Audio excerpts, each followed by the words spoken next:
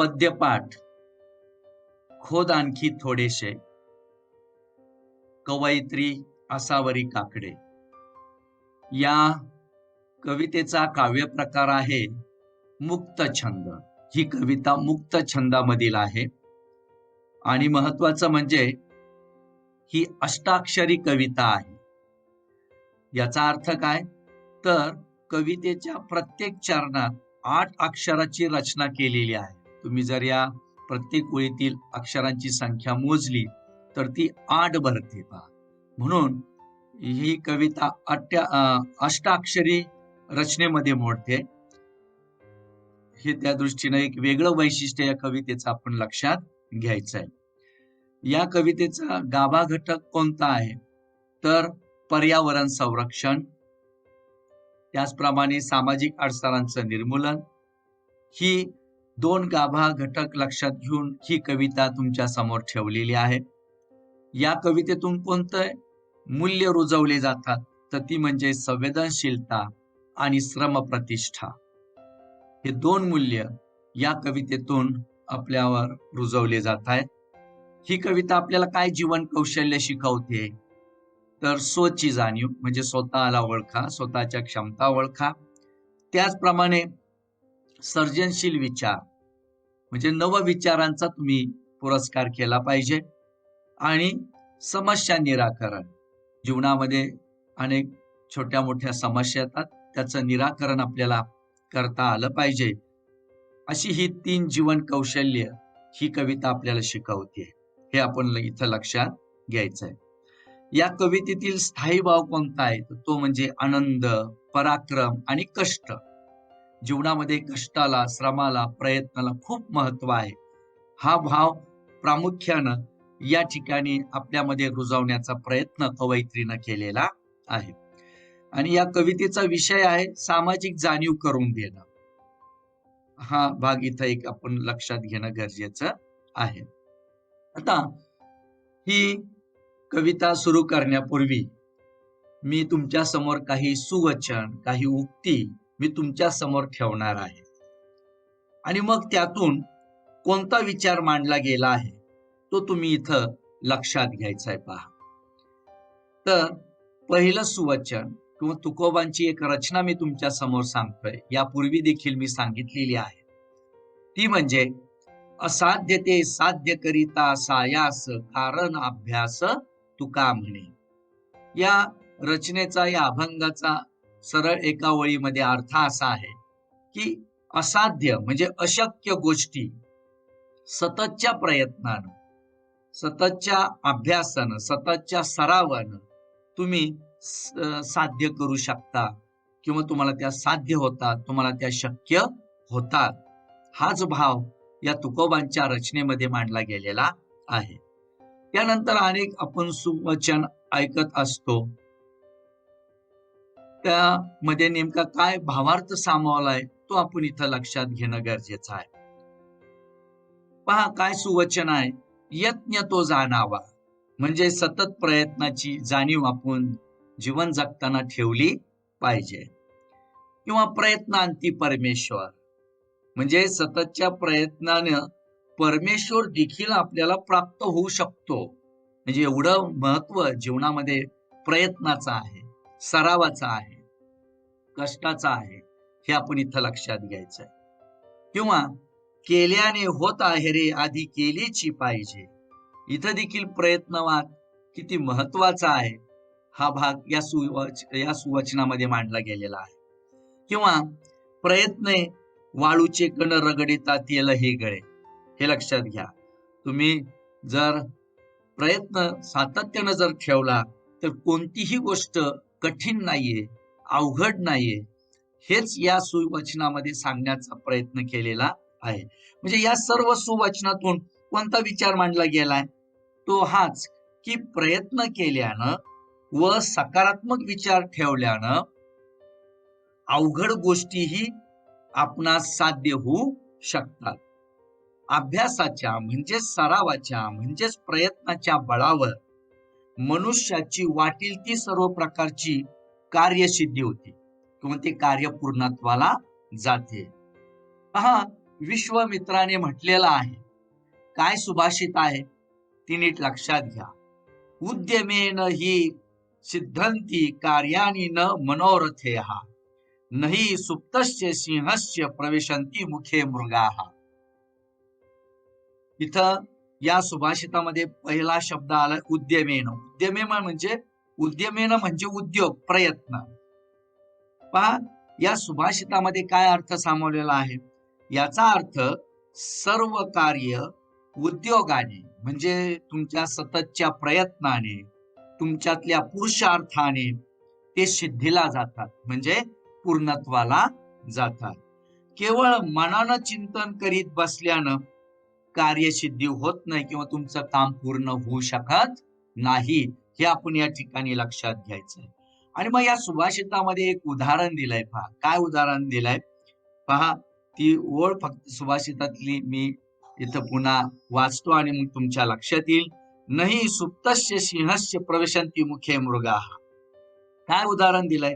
जसे सिंह म्हणेल की मी जंगलातील वनपशूंचा राजा आहे, मग मला प्रयत्नांची, पुरुषार्थाची काय गरज आहे.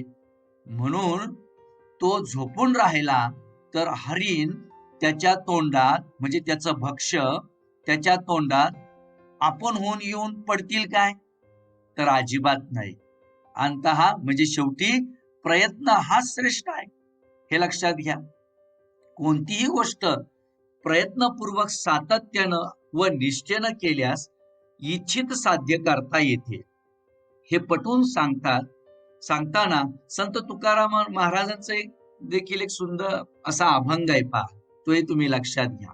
काय की कोणतीही गोष्ट प्रयत्नपूर्वक सातत्यानं आणि निष्ठेनं जर केली ना तर इच्छित आपल्याला साध्य करता येते, हे पटवून सांगताना संत तुकाराम महाराजांचा एक सुंदर अभंग आपल्याला इथं या ठिकाणी लक्षात आपल्याला घेता येईल. तो अभंग असा आहे. पहा. ओले मुळ भेदी खडकाचे अंग अभ्यासाची सांग कार्यसिद्धी नव्हे असे काही नाही अवघड नाही कैवाड तोच वरी दोरे चिरा कापे पडिता कांचनी अभ्यासे सेवनी विष पडे तुका म्हणे कैसा बसण्याशी ठाव जठरी बाळा वाव एकाएकी. या अभंगातला भावार्थ तुम्ही नीट लक्षात घ्या. पहा पहिली ओळ अशी आहे. ओले मुळ भेदी खडकाचे अंग. पहा झाडाची मुळं ही जमिनीमध्ये असतात आणि ओलसर असतात. पहा लवचिक असतात, परंतु त्या जमिनीमध्ये असणारा जो कठीण खडक असतो त्याला त्या कठीण अशा खडकाला देखील भेदून हे मुळं, झाडाची मुळं त्या जमिनीमध्ये पसरत असतात. हे कशामुळे आहे तर त्यांच्या सततच्या प्रयत्नामुळे आहे, त्यांच्या सततच्या सरावामुळे आहे, हे आपण इथं लक्षात घ्यायचंय.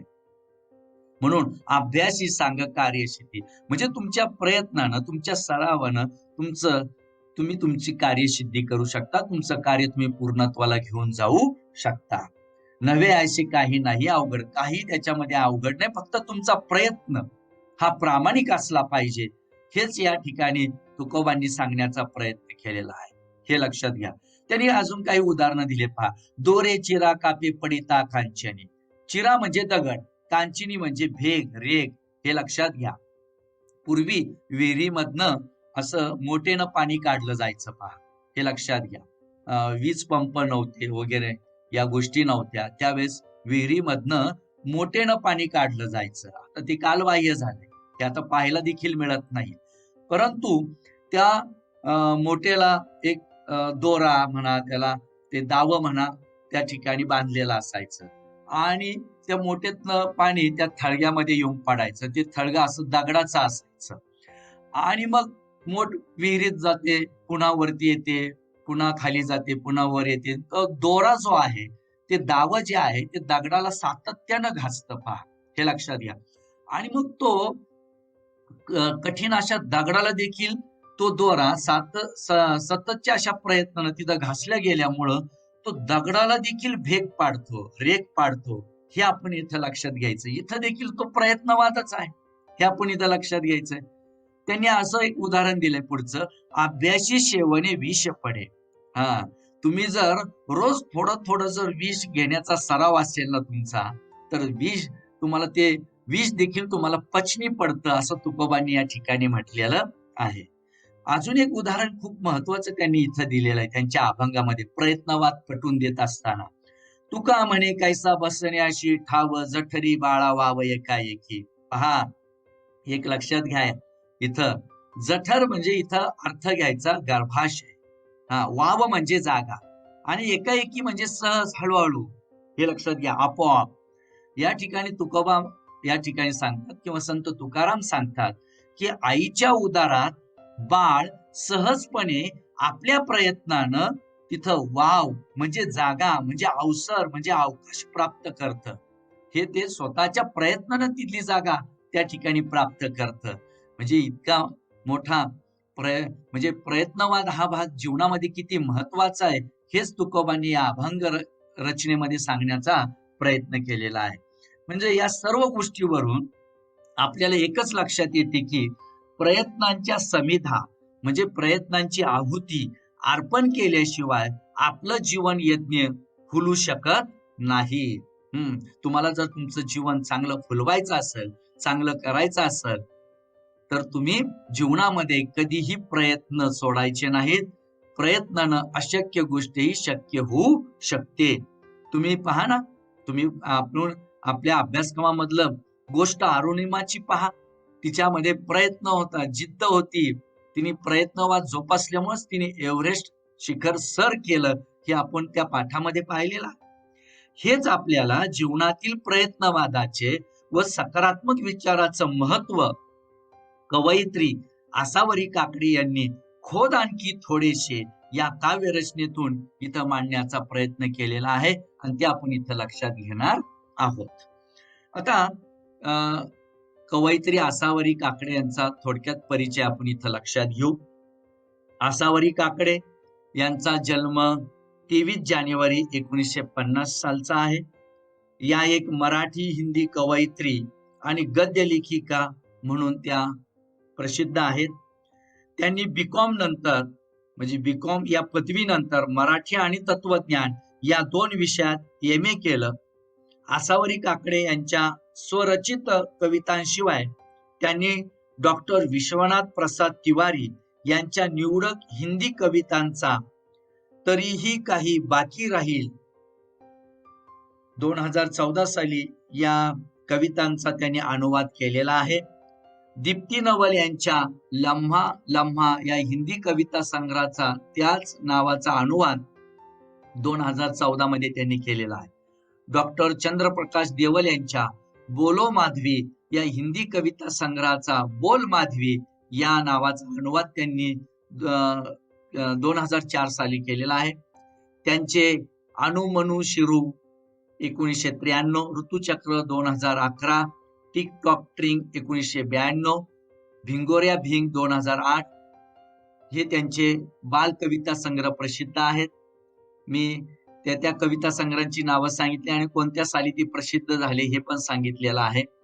त्याचप्रमाणे आकाश 1991, आरसा 1990, उत्तरार्ध 2008, मी एक दर्शन बिंदू 1999, लाहो 1995, शपथ सार्थ सहजीवनाची आणि स्त्री असण्याचा अर्थ 2006 या नावाचे देखील त्यांचे कविता संग्रह प्रसिद्ध आहेत.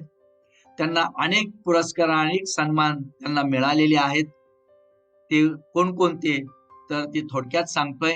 नाशिकच्या सार्वजनिक वाचनालयाचा गवी अकोलकर पुरस्कार त्यांना प्राप्त झालेला आहे. त्याचप्रमाणे पुण्याचा केशव कुमार आचार्य आत्रे पुरस्कार, त्याच पद्धतीने अहमदनगर येथील म्हणजे आपल्या शहरामधील संस्थेचा एकोल पुरस्कार त्यांना प्राप्त झालेला आहे. पुण्याचा काव्ययोगिनी पुरस्कार, पुणे येथील नचिकेळकर पुरस्कार आणि महाराष्ट्र साहित्य परिषदेचा गदिमा पुरस्कार, त्याचप्रमाणे महाराष्ट्र शासनाचा बालकवी पुरस्कार, विशाखा पुरस्कार, अशा अनेक पुरस्कारांनी कवयित्री आसावरी काकडे यांना सन्मानित केलेलं आहे.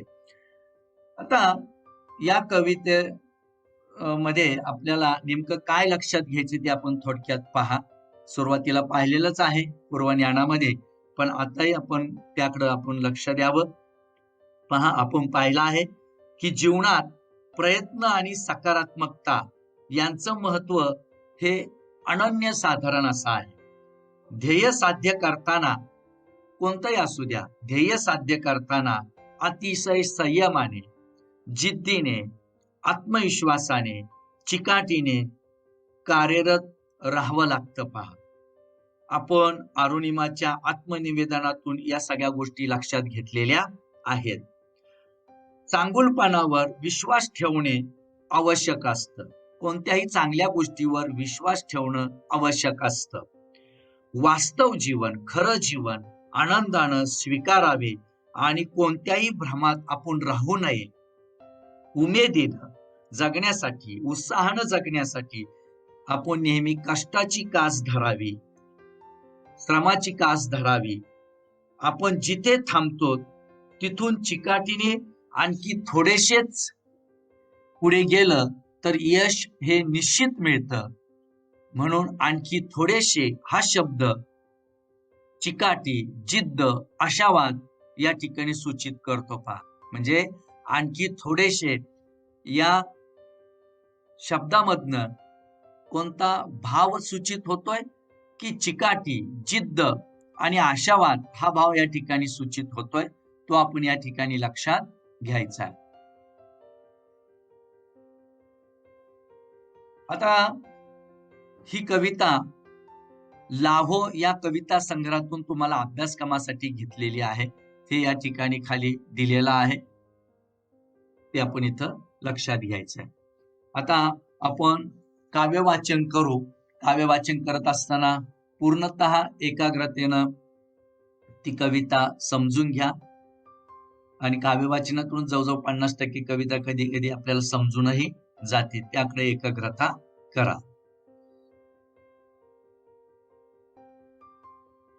पद्यपाठ खोद आणखी थोडेसे, कवयित्री आसावरी काकडे, पान नंबर 57. काव्य वाचन. खोद आणखी थोडेसे, खाली असतेच पाणी. खोद आणखी थोडेसे, खाली असतेच पाणी. धीर सोडू नको, सारी खोटी नसतात नानी. घट्ट मिटू नये ओठ, गाणी असते गमनी. घट्ट मिटू नये ओठ, गाणे असते गमनी. अर्थ जन्माची असते रित्या गळणाऱ्या पाणी. मूठ मिटून कशाला म्हणायची भरलेली. मूठ मिटून कशाला म्हणायची भरलेली. उघडून ओंझळीत घ्यावी मनातली तळी. जरा लागेलच तिथे खोद आणखी जराशे. जरा लागेलच तिथे खोद आणखी जराशे. उमेदीनं जगण्याला बळ लागते थोडेसे. उमेदीने जगण्याला बळ लागते थोडेसे. आता ही रचना आपण याला इथं लक्षात घ्यायचं. एक एक कडवं आपण प्रश्नोत्तर पद्धतीने आपण इथं समजून घेऊ, लक्षात घेऊ. पहिल्या कडव्यावर या ठिकाणी माझा पहिल्या ओळीवर असा प्रश्न आहे, कवी आणखी थोडेसे काय करायला सांगतात. काय प्रश्न आहे? कवी आणखी थोडेसे काय करायला सांगतात. तर याचं उत्तर आपल्याला देता येईल. कवी या ठिकाणी कवयित्री या ठिकाणी कवयित्री आणखी थोडेसे काय करायला सांगतात. तर कवयित्री या ठिकाणी आपल्याला आणखी थोडेसे खोदायला सांगताय. हे या ठिकाणी लक्षात घ्यायचं आहे. आता इथं कवितेखालचा पुढचा प्रश्न आहे, खोदणे या शब्दातून कवयित्रीला कोणता अर्थ अभिप्रेत आहे. हे लक्षात घ्या. आता खोदणे या शब्दाचा सरळ अर्थ काय? उकरणे किंवा खणणे किंवा खड्डा घेणे हा सरळ अर्थ आहे. पण इथं या कवितेमध्ये काय अर्थ लक्षात घ्यायचा आहे, तर तो म्हणजे जिद्दीने आणखी प्रयत्न करणे. खोदणे या शब्दातून कवयित्रीला इथं कोणता अर्थ अभिप्रेत आहे, तर जिद्दीने आणखी प्रयत्न करणे हा अर्थ इथं आपण लक्षात घ्यायचा आहे. तर कवयित्री किती खोदायला सांगतायत, तर आणखी थोडेसे खोदायला सांगतायत. हे लक्षात घ्या. आता आणखी थोडेसे या शब्दातून कोणता अर्थ इथं सूचित होतोय, ते आपण इथं लक्षात घ्यायचं आहे. पहा, आणखी थोडेसे या शब्दातून कोणता अर्थ सूचित होतोय? तो अर्थ म्हणजे चिकाटी, जिद्द आणि आशावाद हा अर्थ या ठिकाणी सूचित होतोय. म्हणजे आणखी थोडेसे या शब्दाचा इथं अर्थ लक्षात घ्यायचा आहे. चिकाटी, जिद्द आणि आशावाद हा या शब्दातून अर्थ इथं लक्षात घेणं गरजेचं आहे.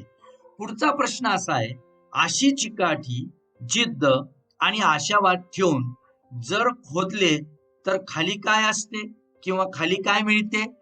तर पाणी मिळते. जमिनीखाली तुला नक्कीच पाणी मिळेल, म्हणून तू आणखी थोडेसे खोद. म्हणजे तुझी चिकाटी, तुझी जिद्द, तुझा आशावाद त्या ठिकाणी तू नेहमी जागृत ठेव. नक्कीच तुला त्या ठिकाणी पाणी मिळेल. हे आपल्याला या ठिकाणी कवयित्रीने सांगण्याचा प्रयत्न केलेला आहे. त्यामुळे तू जीवनात काय सोडू नको अशी कवयित्री या ठिकाणी म्हणते. पुढचा प्रश्न काय आहे की तू जीवनात काय सोडू नको असे कवयित्री म्हणते. तर तू धीर सोडू नको, हे लक्षात घ्या. काय? तर धीर सोडू नको. धीर म्हणजे काय? हिम्मत सोडू नको, हिम्मत हारू नको. जिद्दीनं प्रयत्न करत राहा. जीवन जगताना हिम्मत कधी सोडायची नसते, हे या ठिकाणी कवयित्रीनं सांगण्याचा प्रयत्न केलेला आहे. आणि हे असं का सांगितलं? कारण सारी नाणी कशी नसतात अशी कवी म्हणतायत. तर सारी नाणी ही खोटी नसतात. आता सारी म्हणजे सर्व आणि नाणी म्हणजे शिक्के, पैसे. हा सरळ सरळ अर्थ झाला. इथं कवितेचा वाच्यार्थ लक्षात घेऊन आपल्याला भावार्थाकडे जायचंय, त्या दृष्टीनं लक्ष द्यायचंय. पहा, इथं कवयित्रीचा प्रश्न असा आहे की सारी नाणी कशी नसतात अशी कवयित्री म्हणते. तर त्याचं उत्तर आपल्याला असं देता येईल की सारी म्हणजे सर्व नाणी, नाणी म्हणजे शिक्के, पैसे खोटी नसतात. मग कवितेखालचा प्रश्न आहे, पहा, सारी खोटी नसतात नाणी. पहा, सारी खोटी नसतात नाणी या संकल्पनेतून कोणता अर्थ इथं व्यक्त होतोय? तर तो अर्थ इथं तुम्ही लक्षात घ्या. पहा, समाजातील सगळी लोक फसवी, स्वार्थी, खोटी नसतात. इथं नाणी या शब्दाचा सरळ अर्थ होतो शिक्के किंवा पैसे. पण इथं अर्थ लक्षात घ्यायचा, लोक, समाज, समाजातले लोक, समाजातील सगळे लोक ही फसवी, स्वार्थी म्हणजे खोटी नसतात. काही प्रामाणिक माणसंही या जगात, या समाजात असतात. म्हणजे काही प्रामाणिक माणसंही म्हणजे ती खरी असतात, खरी नाणी असतात, हे या ठिकाणी लक्षात घ्यायचं. म्हणजे खरी नाणी म्हणजे काय? तर या जगातील प्रामाणिक माणसं, या अर्थानं हा भाग आपण इथं लक्षात घेणं गरजेचं आहे. परंतु पुढचा प्रश्न असा आहे, परंतु सारी खोटी नसतात नाणी या संकल्पनेतून प्रयत्नवादाच्या दृष्टीनं कोणता अर्थ इथं अभिप्रेत आहे, तो आपण इथं लक्षात घ्यायचा आहे. पहा, जीवनामध्ये प्रत्येक व्यक्ती ही सदैव ध्येय प्राप्तीसाठी प्रयत्न करत असते. पण कित्येक वेळा त्या प्रयत्नाला यशाची प्राप्ती मिळत नाही किंवा प्रत्येक प्रयत्न केल्यानं यश मिळतच असंही नाही. म्हणून प्रयत्न करणे सोडून देणं योग्य आहे का? तर अजिबात नाही. अपयश आलं तरी आपला प्रयत्न आपण चालूच ठेवला पाहिजे. ज्याप्रमाणे अपयश ही यशाची पहिली पायरी असते, हा अर्थ यातून अभिप्रेत होतोय. पहा, म्हणून कवयित्री म्हणते की सारी नाणी खोटी नसतात. या दृष्टीने आपल्याला या संकल्पनेतला अर्थ आपण समजून घेणं गरजेचं आहे. पहा, कवयित्री आसावरी काकडे यांनी जीवनातील प्रयत्नवादाचे आणि सकारात्मकतेचे म्हणजे पॉझिटिव्ह थिंकिंगचे महत्व सांगताना इथे विहिरीची प्रतिमा वापरलेली आहे. इथं चित्रामध्ये दाखवली, पहा, विहीर दाखवलेली आहे, हे चित्रामध्ये दिसते. तर कवयित्री आसावरी काकडे यांनी जीवनातील प्रयत्नवादाचे आणि सकारात्मकतेचे म्हणजे पॉझिटिव्ह थिंकिंगचं महत्व सांगताना इथे विहिरीची प्रतिमा किंवा विहिरीचं प्रतीक या ठिकाणी वापरलेलं आहे. विहीर खोदताना खोदणाऱ्या व्यक्तीकडं जिद्द, चिकाटी, आशावाद असतो. पहा, पाषाणाला म्हणजे त्या दगडाला पाझर फोडण्याची किमया, किमया म्हणजे जादू, म्हणजे त्या पाषाणाला म्हणजे त्या दगडाला पाझर फोडण्याची किमया, जादू तो साधतो पहा. त्याप्रमाणे जीवनामध्ये ध्येय प्राप्ती करताना अतिशय धाडसानं, हिमतीनं तुम्ही कार्य केलं, काम करत राहिला तर जिद्दीनं, चिकाटीनं, आत्मविश्वासानं, आशावाद ठेवून कार्याची सुरुवात केल्यास असाध्य कार्य, अवघड काम तुम्ही साध्य करू शकता, ते शक्य करू शकता. प्रयत्न करत असताना काही वेळा अपयश येत असते. अपयश आल्यामुळं प्रयत्न सोडून देणं चालत नाही, कारण प्रत्येक प्रयत्नाला अपयश येते असं नाही. म्हणून जिद्दीनं, धाडसानं, साहसानं, हिमतीनं कार्य केल्यास यश प्राप्ती ही निश्चितच होते. हाच विचार पहिल्या कडव्यामध्ये कवयित्री आसावरी काकडे यांनी मांडलेला आहे. हे आपण इथं पहिल्या कडव्यामध्ये प्रयत्नवादाचा कसा पुरस्कार केला ते इथं लक्षात घेतलेलं आहे. त्यानंतर आता पुढचं कडवं लक्षात घ्या. घट्ट मिटू नये ओट, गाणे असते गमनी, अर्थ जन्माचे असते रित्या गळणाऱ्या पाणी. या दुसऱ्या कडव्यावर माझा पहिला प्रश्न असा आहे, ओठ कसे मिटू नये असे कवयित्री म्हणते पहा. हे आपण इथं लक्षात घ्यायचं आहे. ओठ कसे मिटू नये असे कवयित्री म्हणते, तर ओठ घट्ट मिटू नये. सरळ सरळ आधी त्या प्रश्नांची उत्तरं पाहू, मग त्याच्यातला भावार्थ लक्षात घ्यायचा. ओठ कसे मिटू नये असे कवयित्री म्हणते, तो ओठ घट्ट मिटू नये असे कवयित्री म्हणते. मग कवितेखालचा प्रश्न आहे, घट्ट मिटू नका ओठ या संकल्पनेतून कोणता अर्थ व्यक्त होतो? तर या संकल्पनेतून काय अर्थ व्यक्त होतो? तर मनातील विचार व्यक्त करावेत. घट्ट मिटू नको ओठ या संकल्पनेतला अर्थ आहे, तुम्ही तुमच्या मनात जे विचार येतात ना ते व्यक्त करावेत. ते असं मनातच ठेवू नयेत, तर ते व्यक्त करावेत. त्याला वाट मोकळी करून द्यावी. ते मनामध्ये तसेच ठेवू नये. त्या विचाराला वाट मोकळी करून द्यावी, असं त्या संकल्पनेतून अर्थ आपल्याला लक्षात घ्यायचा आहे. पुढचा प्रश्न असा आहे त्याच कडव्यावर, प्रत्येकाच्या मनात काय असते असे कवयित्री म्हणते रे? तर प्रत्येकाच्या मनात काही ना काही गाणी असते. आता पुन्हा कवितेखालचा प्रश्न आहे पहा, गाणी असते मणी, गाणी असते मणी यातून कोणता अर्थ व्यक्त होतो? पहा, त्याचा अर्थ असा या ठिकाणी लक्षात घ्यायचा आहे, किंवा कोणता अर्थ व्यक्त होतोय? प्रत्येकाच्या मनात नवनिर्मिती क्षमता असते पहा. म्हणजे इथं म्हटलंय ना की गाणी असते मणी, प्रत्येकाच्या मनात गाणं असतं. याचा अर्थ काय? तर प्रत्येकाच्या मनात नवनिर्मिती क्षमता असते. म्हणजेच काय? प्रत्येकाच्या मनामध्ये सृजनशीलता असते. म्हणजेच काय? प्रत्येकाच्या मनामध्ये क्रिएटिव्ह थिंकिंग असते. हे आपल्याला या ठिकाणी लक्षात घ्यायचं. याचाच अर्थ प्रत्येकाच्या मनात कोणतं ना कोणतं गाणं असतं, म्हणजेच कोणतं ना कोणतं त्या ठिकाणी नवनिर्मिती क्षमता त्याच्यात असते, सृजनशीलता असते, क्रिएटिव्ह थिंकिंग असतं. हे आपण इथं लक्षात घ्यायचंय. पुढचा प्रश्न आहे कवितेखालचा, मग मनातले गाणे असे म्हटल्यावर तुम्हाला सुचणाऱ्या कल्पना सांगा, किंवा तुमच्या मनातील नवविचार, तुमच्या मनातल्या नवकल्पना सांगा. आता हे स्वमतावरचा प्रश्न आहे. इथं तुम्ही जे उत्तर लिहाल तेच बरोबर असतं, कारण प्रत्येकाच्या मनातली कल्पना वेगळी असते. प्रत्येकाच्या मनात नवनिर्मिती, काय नवनिर्मिती आहे ती प्रत्येकाची वेगवेगळी असते. प्रत्येकाची सृजनशीलता वेगळी असते, क्रिएटिव्ह थिंकिंग वेगवेगळं असतं. वेगवेगळ्या मनात, प्रत्येकाच्या मनात वेगवेगळ्या कल्पना असतात. तुमच्या प्रत्येकाच्या मनात वेगवेगळे विचार असतात. जे तुम्ही तुमच्या मनात आहे ते तुम्हाला या उत्तराच्या अनुषंगाने मांडायचं, तेच तुमचं उत्तर होणार आहे. हे आपण इथं लक्षात घ्यायचं. पुढचा कवितेखालचा प्रश्न आहे पहा, गाणी असते गमनी या ओळीतील तुम्हाला समजलेला नवनिर्मिती क्षमतेचा संदेश स्पष्ट करा. याचं काय उत्तर आपल्याला देता येईल? पुन्हा पहा, कवितेखालचा प्रश्न आहे, गाणी असते गमनी या ओळीतील तुम्हाला समजलेला नवनिर्मिती क्षमतेचा संदेश स्पष्ट करा. साधारण याचं उत्तर काय द्यावं लागेल आपल्याला, की जन्मतः प्रत्येक व्यक्तीमध्ये एक सुप्त शक्ती असते पहा. आता व्यक्ती तितक्या प्रवृत्ती असतात पहा. व्यक्ती तितक्या प्रवृत्ती, व्यक्ती तितके स्वभाव असतात, हे आपण इथं लक्षात घ्या. या म्हणीप्रमाणे प्रत्येकाच्या मनात नवनिर्माण करण्याची एक शक्ती असते. प्रत्येकामध्ये वेगवेगळी कला असते.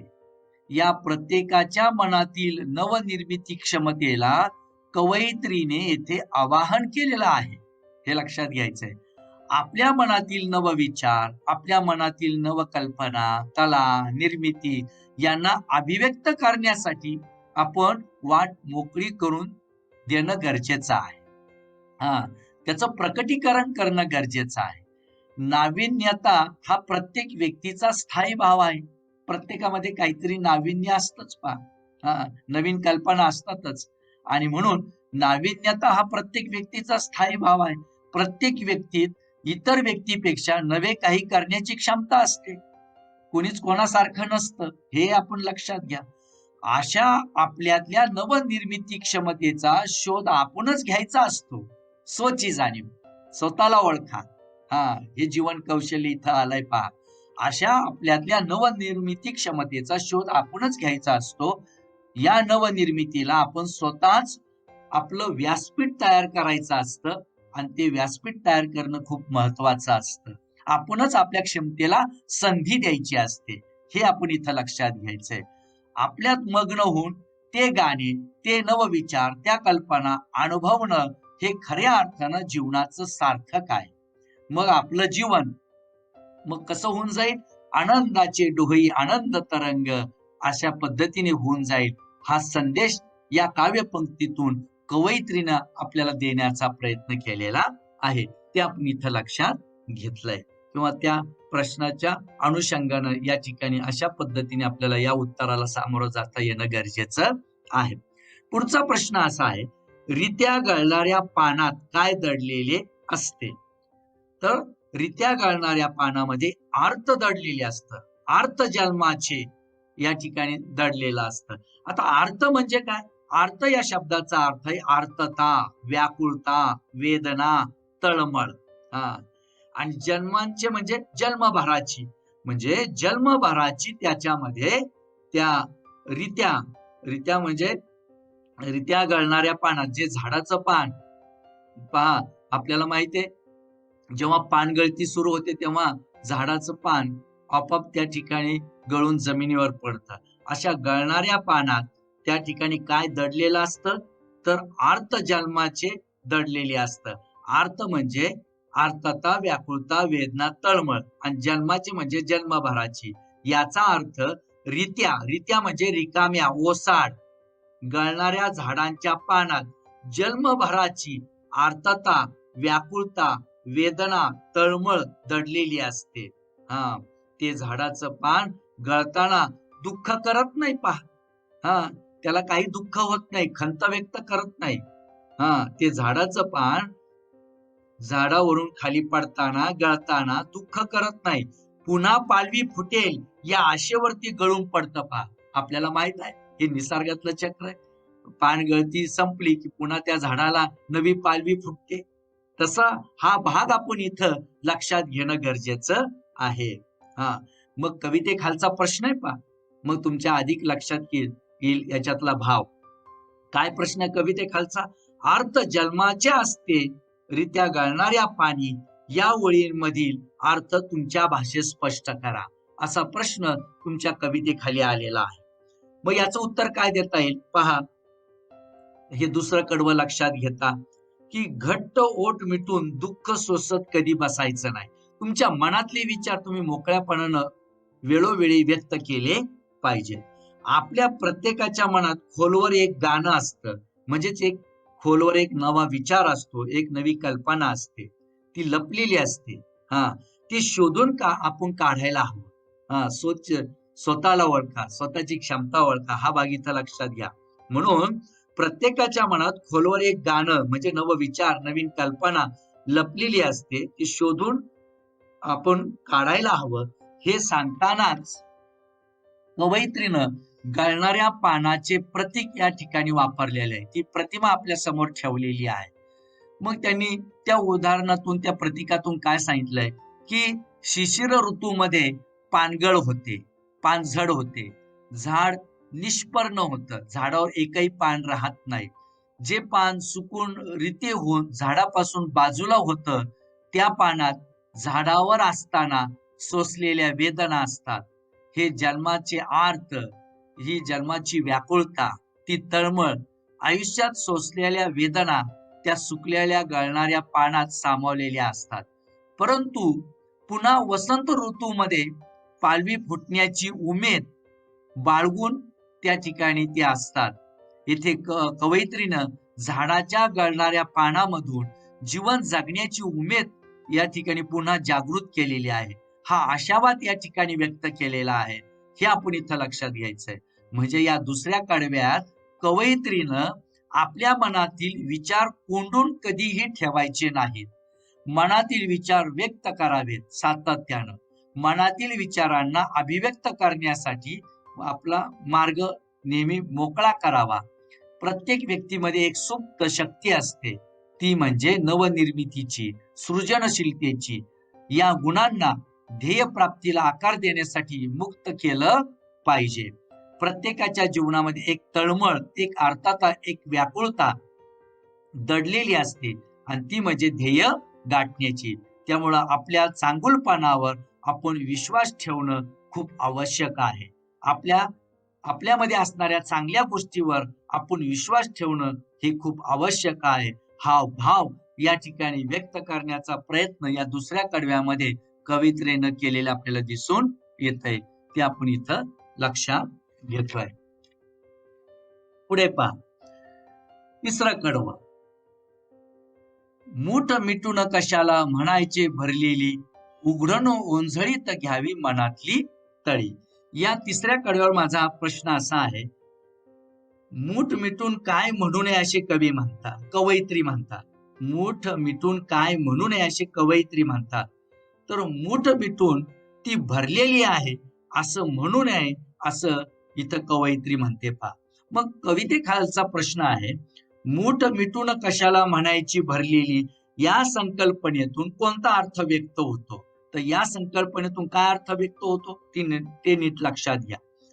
पहा, भ्रामक खोट्या समजुती कधीही बाळगू नयेत. मूठ मिटून कशाला म्हणायची भरलेली या संकल्पनेतला अर्थ असा आहे, भ्रामक म्हणजे खोट्या समजुती बाळगू नयेत. हा अर्थ या संकल्पनेमध्ये सामावलेला आहे. पुढचा प्रश्न असा आहे, आपले गुण किंवा आपले अवगुण झाकून ठेवावे, तोंडाने त्यांचा उच्चार करू नये. या अर्थाची कोणती म्हण आपण व्यवहारात वापरतो रे? तर ती म्हण नेहमी आपण वापरतो पहा, झाकली मूठ 1.25 लाखाची. अशी उक्ती, अशी म्हण नेहमी आपण वापरतो. पहा, मग त्याच्यावरनं माझा पुढचा प्रश्न असा आहे, जीवनात वैभव सुख असणे. पहा, जीवनात वैभव सुख असणे या अर्थाचा इथे कोणता वाक्प्रचार तयार होतोय? तर या इथं कडव्यामध्ये सामावलेला आहे तो वाक्प्रचार, तो म्हणजे मूठ भरलेली असणे. म्हणजे मूठ भरलेली असणे या वाक्प्रचाराचा अर्थ लक्षात घ्यायचा, तो म्हणजे जीवनात वैभव आणि सुख असणे. हा, मग म्हणजे इथे मुठीत काहीच नसताना, पहा, मुठीत काहीच नसताना म्हणजे सत्ता, संपत्ती, वैभव, सुख असं काहीच नसताना ते असल्याचा बडेजाव मिरवू नये, हे लक्षात घ्या. नाही मग आपण म्हणतो पहा, असं जो कोणी वागतो बोलतो त्याला आपण एक म्हण वापरतो, मोठे घर पोकळ वासा. हे लक्षात घ्या. म्हणून मूठ भरलेली असणं या अर्थाचा म्हणजे इथे मुठीत काहीच नसताना म्हणजे सत्ता, संपत्ती, वैभव, सुख असं काहीच नसताना असल्याचा बडेजाव मिरवू नये. शिवाय जे नाही त्याची हाव धरू नये. ती खरी समृद्धी नाहीच आहे पहा, ती संपन्नता नाहीच आहे. हे इथं कवयित्रीनं सांगण्याचा प्रयत्न केलेला आहे. मग पुढचा प्रश्न असा आहे, तर उघडून ओंजळीत काय घ्यावे असे कवी म्हणतात? मनातली तळी. म्हणजे इथं मनातली तळी याच्यातून काय अर्थ लक्षात घ्यायचा आहे? तर मनात ओलावा, माया, जिव्हाळा धारण करावा. तर आपल्या मनामध्ये दुसऱ्याविषयी ओलावा, ओलावा म्हणजे माया, जिव्हाळा आपण धारण केला पाहिजे. मग कवितेखालचा प्रश्न आहे पहा. उघडून ओंजळीत घ्यावी मनातली तळी, या संकल्पनेतून कोणता अर्थ व्यक्त होतो?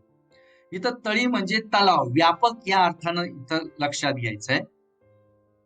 पहा प्रश्न काय कवितेखालचा. उघडून ओंजळीत घ्यावी मनातली तळी, या संकल्पनेतून कोणता अर्थ व्यक्त होतो? तर मनातील सामर्थ्य व्यापक बनवावे, हा अर्थ या ठिकाणी या संकल्पनेतून व्यक्त होतोय. म्हणजे इथे आपण आपल्या मनात ओलावा, माया, प्रेम, आपुलकी, जिव्हाळा निर्माण करावा, गारवा धारण करावा, त्यातून आनंद मिळवावा.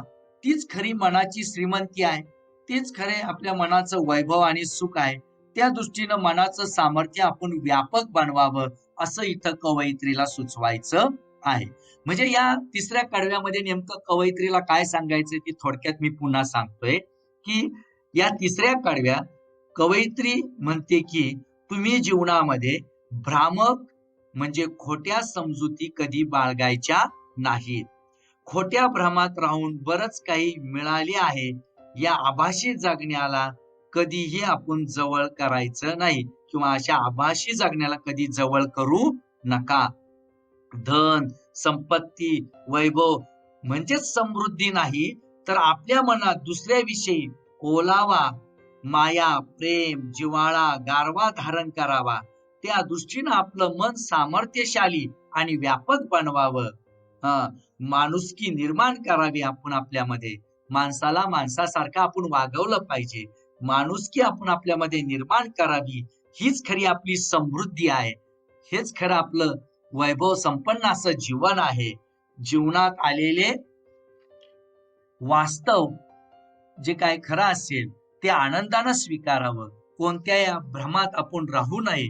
शिवाय आपल्याकडे असलेलं ज्ञान मनात न ठेवता त्या ज्ञानाला विवेकाची म्हणजे सत्सद्विवेक बुद्धीची वाट करून दिली पाहिजे. त्यावेळी खऱ्या अर्थानं मनातील सामर्थ्य हे व्यापक बनत असतं. हाच भाव या तिसऱ्या कडव्यामध्ये कवयित्रीनं व्यक्त केलेला आहे आणि तो आपण इथं थोडक्यात लक्षात घेतलाय. आता चौथ्या कडव्याकडं म्हणजे शेवटच्या कडव्याकडे आपण वळतोय. जरा लागेलच तिथे खोद आणखी जराशे, उमेदीनं जगण्याला बळ लागते थोडेसे. हे शेवटचं कडवं लक्षात घ्या. पहा या शेवटच्या कडव्यावर माझा प्रश्न असा आहे, कवयित्री आपल्याला खोद आणखी जराशे असे का म्हणतात? तर ती म्हणते की झरा त्या ठिकाणी लागेल म्हणून तू आणखी थोडस खोद त्या ठिकाणी, झरा लागेल म्हणून. खोलवर आणखी थोडे मातीत खोदले म्हणजे तिथे आपल्याला निर्मळ पाण्याचा झरा लागेल. यातून आपली जिद्द व्यक्त होत आहे, हे आपण इथं लक्षात घ्यायचं आहे. या शेवटच्या कडव्यावर माझा प्रश्न असा आहे पुढचा, की जीवनामध्ये बळ, बळ म्हणजे शक्ती, जीवनामध्ये बळ कशाला लागते अशी कवयित्री म्हणते? तर जीवनामध्ये बळ म्हणजे शक्ती ही उमेदीनं जगण्यासाठी लागते. पहा, उमेदीनं जगण्यासाठी म्हणजे जिद्दीनं जीवन जगण्यासाठी आपल्याला बळ लागते, शक्ती लागते. कारण उमेदीनं म्हणजे उत्साहानं जीवन जगण्यासाठी मनाची शक्ती खूप आवश्यक आहे. म्हणून समृद्ध जीवन जगण्यासाठी आत्मबळ अतिशय गरजेचं आहे. त्यासाठी प्रयत्नवादी राहणं खूप आवश्यक आहे. हे आपण या ठिकाणी लक्षात घ्यायचंय. म्हणजेच काय सांगितलंय कवयित्रीनं, की जीवनामध्ये सकारात्मक विचार खूप गरजेचा आहे. कार्य निश्चिती केल्यावर, एखादं कार्य आपण निश्चित केल्यावर मनात कायम जिद्द ठेवणं हा भाग खूप महत्वाचा आहे. चिकाटीनं, जिद्दीनं, धाडसानं, साहसानं, आत्मविश्वासानं कार्य केल्यास, काम केल्यास ते कार्य पूर्णत्वाला जातं. उमेदीनं जगण्यासाठी कष्ट करण्याची आवश्यकता असते. म्हणून जीवनात कायम कष्टाची, कायम प्रयत्नवादाची आपण कास धरावी, तरच जीवनात यश प्राप्त होतंय. हाच विचार या कडव्यातून व्यक्त करण्याचा प्रयत्न कवयित्रीनं केलेला आहे. पुढचा जो प्रश्न तुमच्या कवितेखालचा आहे पहा, रसग्रहणावरचा प्रश्न, तो नीट लक्षात घ्या. जरा लागेलच तिथे खोद आणखी जराशे, या ओळीचे रसग्रहण करा. आपल्याला माहिती आहे रसग्रहणाचा प्रश्न विचारला की तो आपल्याला 3 मुद्द्यात स्पष्ट करावा लागतो. ते 3 मुद्दे म्हणजे पहिला मध्ये आशय सौंदर्य, दुसरं काव्य सौंदर्य आणि तिसरं भाषिक वैशिष्ट्य. मग झरा लागेलच तिथे खोद आणखी जराशे या ओळीचं रसग्रहण करताना आशय सौंदर्य या मुद्द्यामध्ये काय मांडायचंय, तर त्या कवितेचा संदर्भ द्यायचा. मग त्या कवितेचं नाव द्यायचं, कवयित्री कोण आहे, काव्यसंग्रह कोणता आहे, त्या कवी त्या कवीची आपल्या त्या कवितेची मध्यवर्ती कल्पना द्यायची. काय मध्यवर्ती कल्पना आहे थोडक्यात, अविरत प्रयत्न करून आदर्श जीवन जगण्याचा संदेश या कवितेतून दिलेला आहे. ते तुम्हाला थोडक्यात इथं मांडावं लागेल त्या आशय सौंदर्य या मुद्द्यामध्ये. काव्य सौंदर्यामध्ये काय मांडावं लागेल, आता कोणती ओळ आपल्याला रसग्रहणासाठी दिली पहा, झरा लागेलच तिथे खोद आणखी जराशे या ओळीचं रसग्रहण करायला सांगितलंय. म्हणजे काव्य सौंदर्य या मुद्द्यामध्ये दिलेल्या ओळीचा भावार्थ तुम्हाला मांडायचा आहे, त्याच्यातलं काव्य सौंदर्य मांडायचं आहे. मग झरा लागेलच इथे खोद आणखी जराशे या ओळीचं काव्य सौंदर्य कसं मांडता येईल ते नीट लक्षात घ्या. पहा, ध्येय प्राप्तीसाठी संयम, जिद्द, आत्मविश्वास, चिकाटी या गोष्टींना आपल्याला कार्यरत राहावं लागतं. प्रयत्न आणि सकारात्मक विचार याचा समतोल आपल्याला जीवनामध्ये साधावा लागतो. कधीही जीवनामध्ये धीर सोडू नये, हिंमत हरू नये, हतबल होऊ नये. आपण जिथे थांबतो तिथूनच खऱ्या अर्थानं चिकाटीनं, धाडसानं, धैर्यानं, साहसानं, हिमतीनं, उमेदीनं थोडेसेच पुढे गेलो तर यश हे निश्चित आपल्याला मिळत असतं. याचा अर्थ यश प्राप्ती होईपर्यंत सदैव आपण प्रयत्न करणं खूप आवश्यक आहे. कारण दुःखाच्या मातीच्या जाड थराखाली सुखाचा, आनंदाचा अक्षय म्हणजे न संपणारा, त्याचा क्षय न होणारा झरा असतोच. म्हणून निराश न होता ओठ घट्ट मिटून खोदण्याचं म्हणजे सुख शोधण्याचं कार्य मध्येच कधी थांबवायचं नाही. याचा अर्थ प्रयत्नातूनच तुम्हाला दुःखावर मात करता येते. हा भावार्थ, हे काव्य सौंदर्य या ओळीचं तुम्हाला त्या मुद्द्यामध्ये मांडता येणं गरजेचं आहे. आणि शेवटचा मुद्दा काय मांडायचा आहे, तो म्हणजे भाषिक वैशिष्ट्य. मग काय भाषिक वैशिष्ट्य मांडता येईल, तर आपल्याला सुरुवातीला पाहिलंच आहे की ही अष्टाक्षरी छंदातील कविता आहे, मुक्त छंदातील कविता आहे. हे आपण इथं मांडायचंय, सांगायचंय. त्याचप्रमाणे इथं यमक अलंकार साधला गेलाय पहा. पहा ना, जराशे, थोडेसे असे शेवटी शब्द आलेत. त्याच्यामुळे तिथं यमक अलंकार साधल्यामुळं तिथं गेयता आणि लय प्राप्त झालाय. नादाकुळ अशी शब्द रचना त्या ठिकाणी आले. ओघवती भाषा आहे. यामुळं या कवितेला एक वेगळं सौंदर्य प्राप्त झालेलं आहे. ते आपण या ठिकाणी या भाषिक वैशिष्ट्यामध्ये मांडणं गरजेचं आहे. आणि अशा पद्धतीने हा रसग्रहणाचा प्रश्न तुम्हाला पूर्ण करता येणं गरजेचं आहे. कारण हा प्रश्नच खूप अतिशय अभ्यासपूर्ण लिहिता येणं गरजेचं आहे. त्या दृष्टीने आपण प्रत्येक कवितेतले रसग्रहणाचे प्रश्न अशा पद्धतीने सोडवणं गरजेचं आहे. आता पहा, इथं या काव्यामधनं एकच लक्षात घ्यायचंय, परिश्रमाशिवाय फळ मिळत नाही, कष्टाशिवाय फळ मिळत नाही.